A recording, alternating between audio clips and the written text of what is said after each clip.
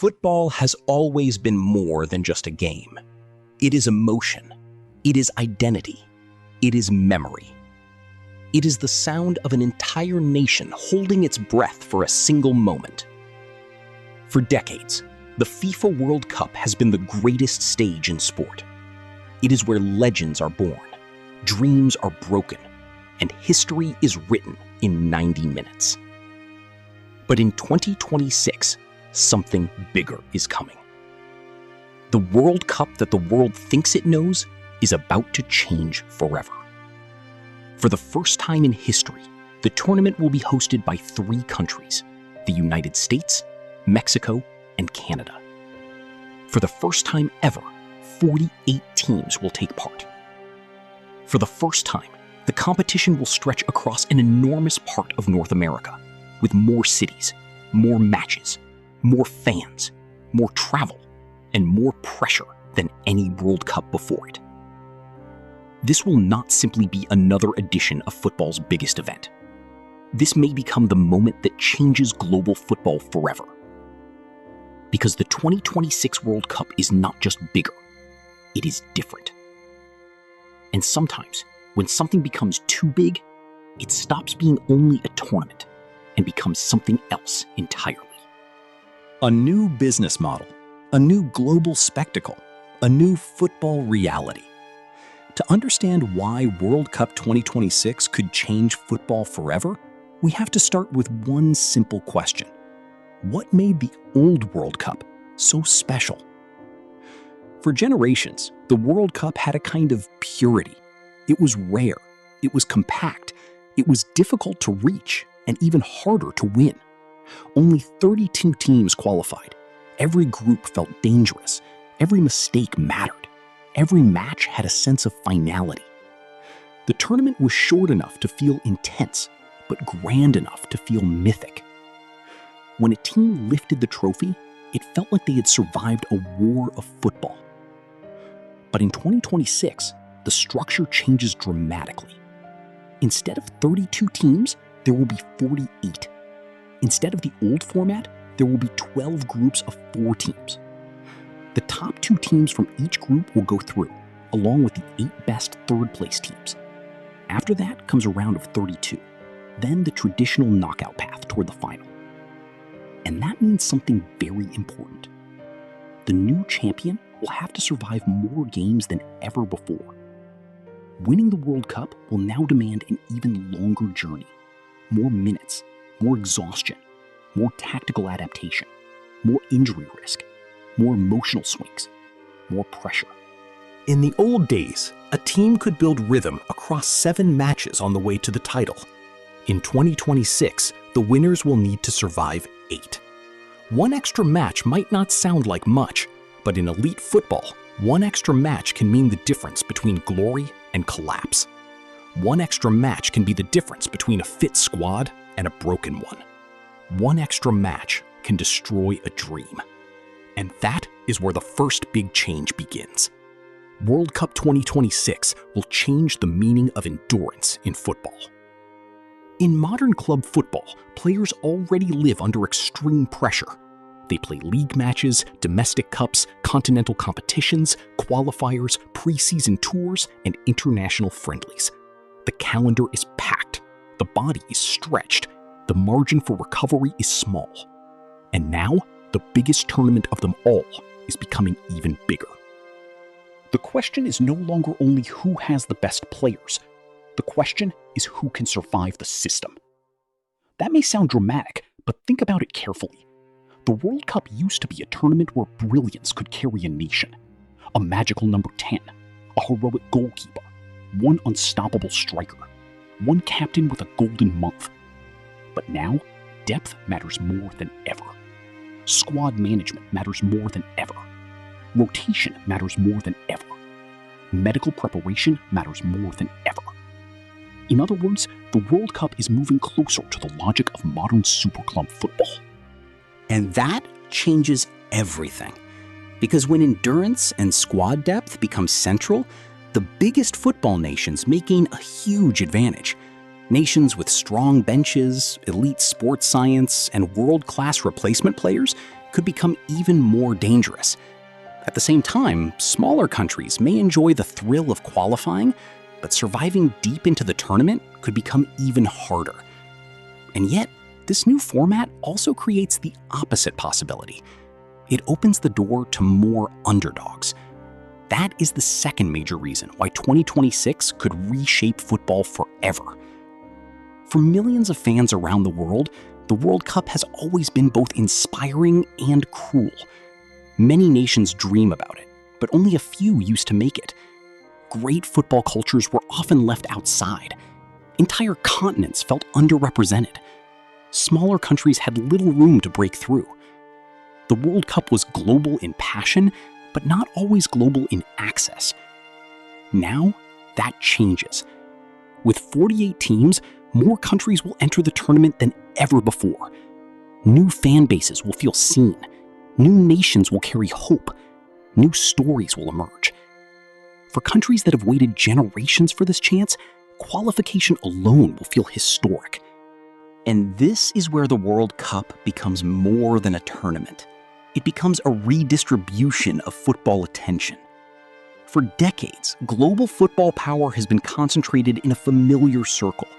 Brazil, Argentina, Germany, France, Italy, Spain, England, and a few others. These giants have owned the deepest memories of the World Cup.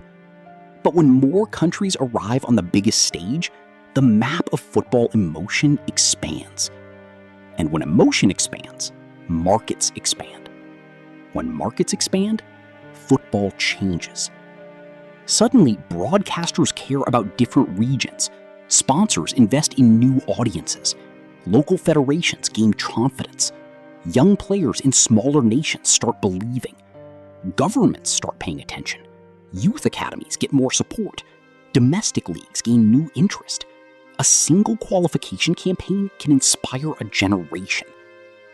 So yes, World Cup 2026 may make the rich richer, but it may also make football bigger than ever before. And that tension is at the heart of this new era. Because every great expansion comes with two faces. One face is opportunity. The other is chaos. Now imagine the geography of this tournament.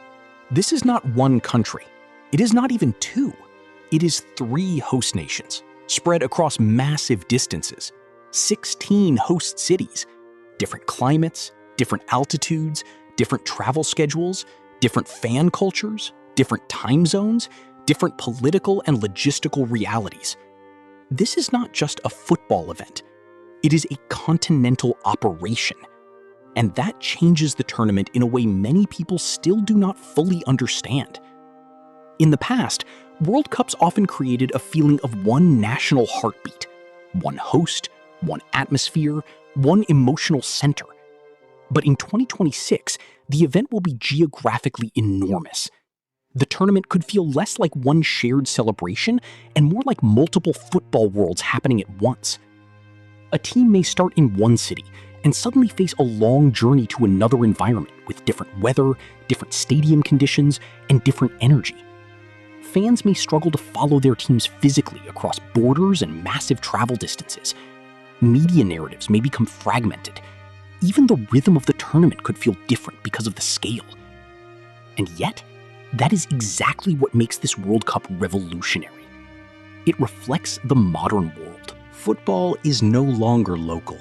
It is no longer even continental. It is a global machine powered by migration, media, money, data, branding, and non-stop digital attention. The 2026 World Cup is the first tournament that truly looks like the age it belongs to. Bigger, faster, wider, more connected, more commercial, more overwhelming. This is not only football catching up with the future. This is football surrendering to it. And maybe that is why so many people feel both excited and uneasy.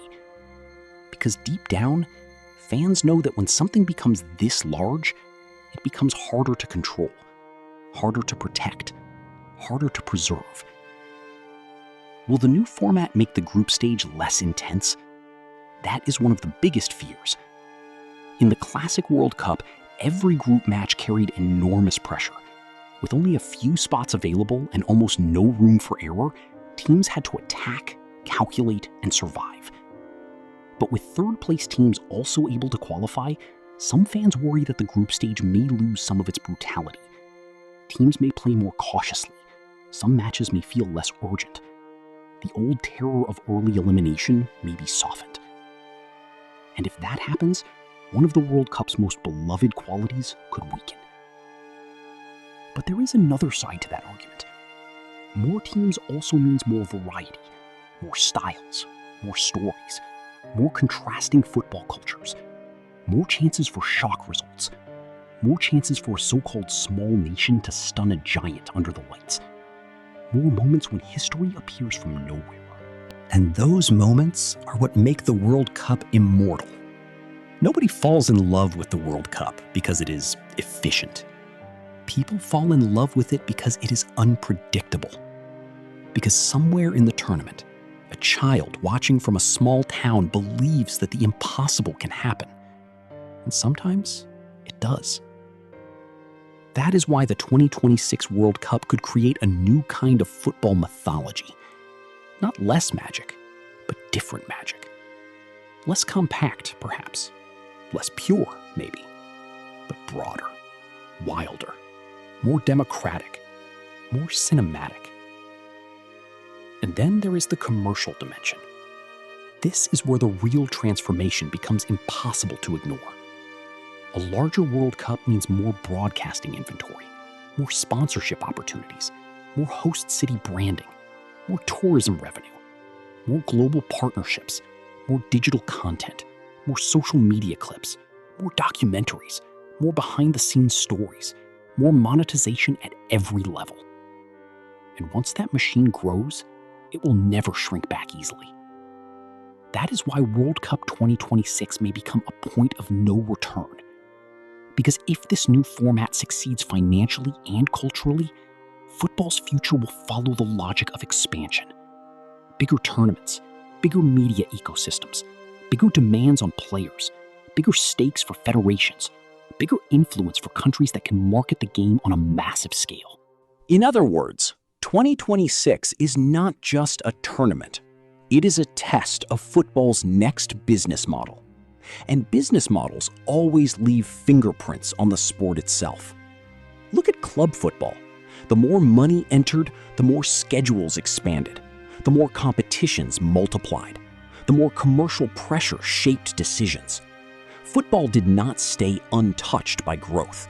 It became more global, more polished, more expensive, and in some cases, more distant from its roots.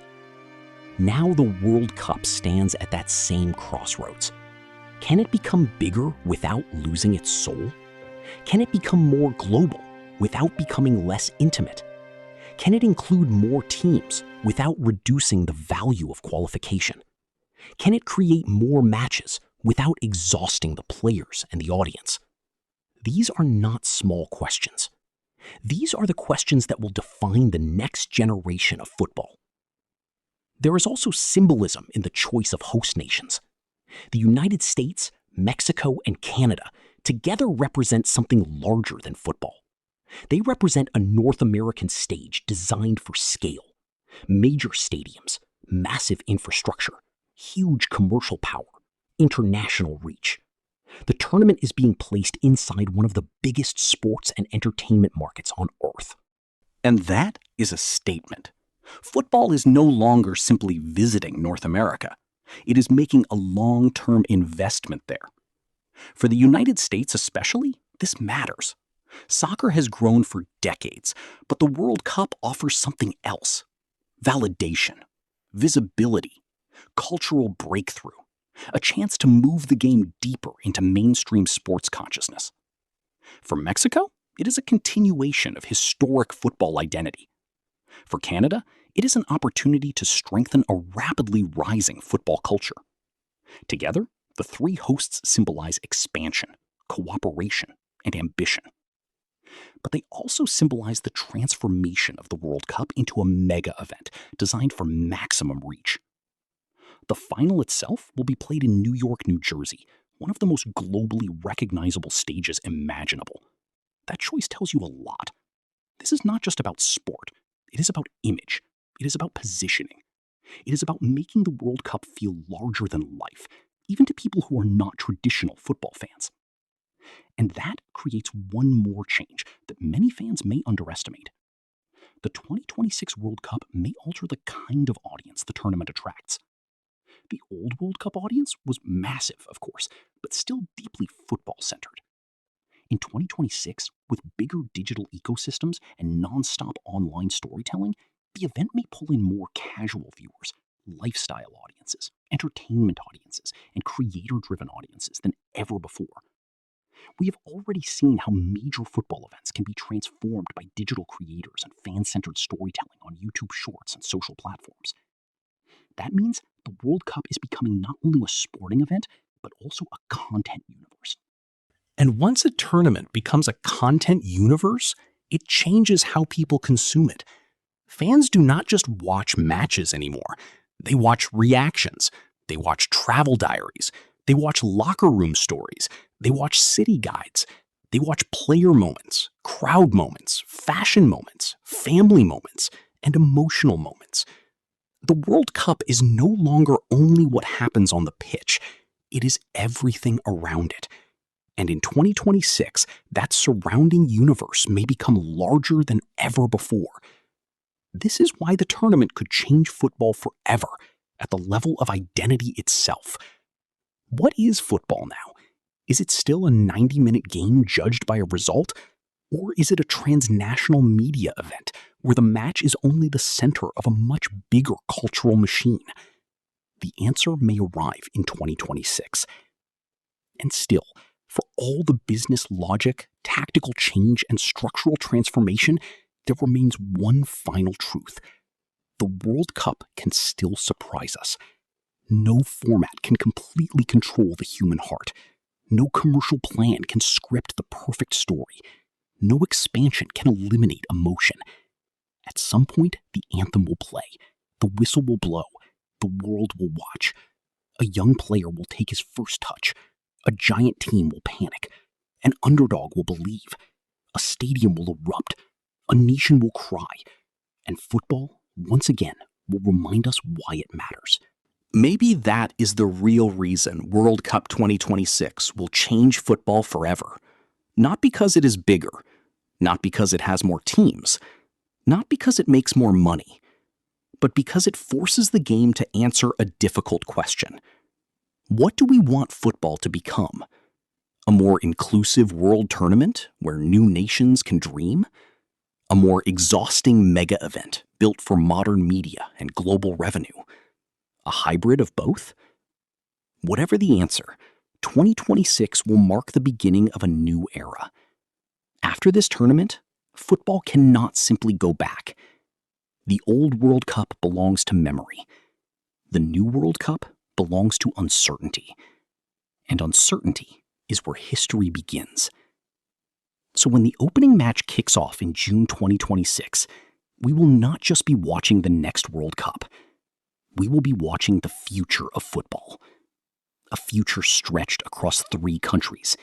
A future shaped by 48 nations. A future built from 104 matches. A future full of dreams, risks, money, pressure, beauty, noise, and possibility.